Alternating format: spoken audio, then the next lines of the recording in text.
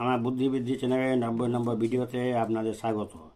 এই ভিডিওতে 109 দ্বারা বিভাজ্যতা সহজ নিয়ম দেখানো হচ্ছে। যেমন মনে করুন 1308, 1308 কী করতে হবে, যেটা একক সেই এককটাকে 11 দিয়ে গুণ করে 88 হয়, সেই 88টাকে একক বাদ দিয়ে যে সংখ্যাটার সঙ্গে যোগ করতে, যোগ্য কত আসছে 218।